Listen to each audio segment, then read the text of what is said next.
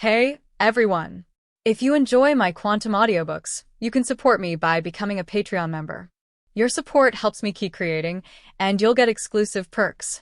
You can also access my audiobooks directly through Google Drive. Check out the link in the description. Now, To the let's get special started. tutoring class for so long. Aris' tone paused, but soon a smile appeared on his face again. Speaking of which, I do have some questions I would like to ask the two professors.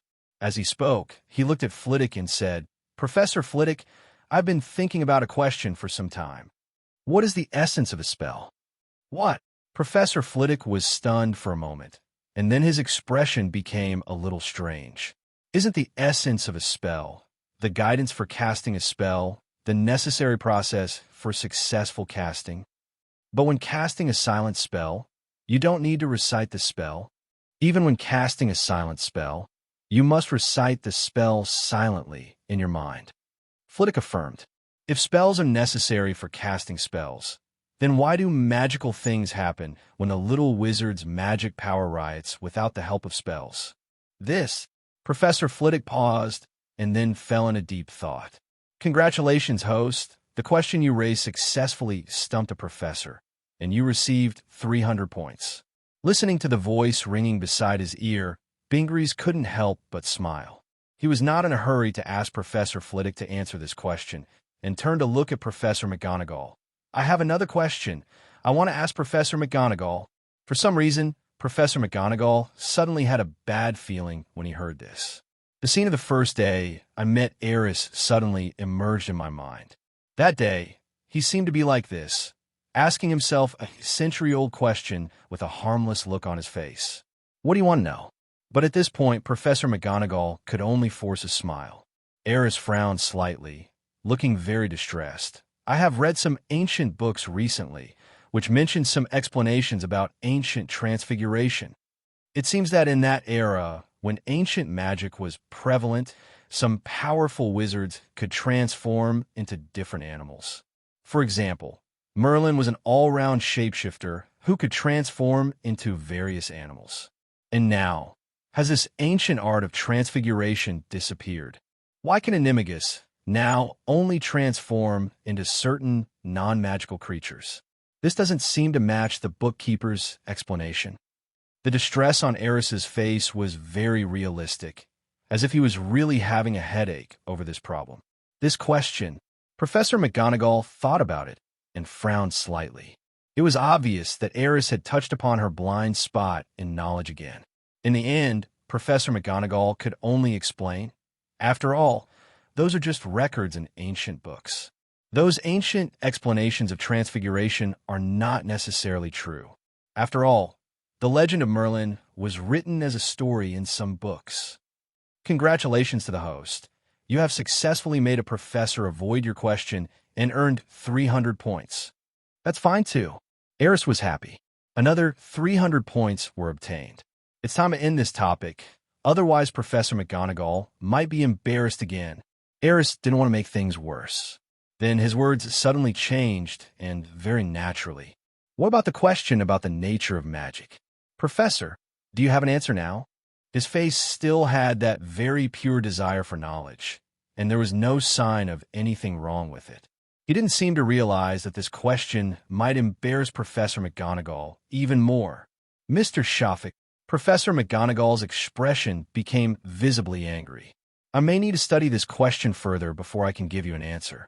It can be seen that Professor McGonagall is trying his best to suppress his inner irritability at this moment. God knows what she went through in the library to find the answer to this question. She couldn't even handle some of the teaching affairs in time. Dumbledore has talked to her about this many times, but even so, she still had no idea about the nature of magic. This question cannot be answered in today's wizarding world. Unless she conducts in-depth research on her own and finds some clues, she will have to make this research topic her lifelong goal. It's not that easy, but Aris, it seems that he doesn't know when to stop. He always brings up this question from time to time, seemingly unintentionally, but in fact, in her opinion, it is extremely rude. She felt that she was becoming increasingly unable to control her inner rage.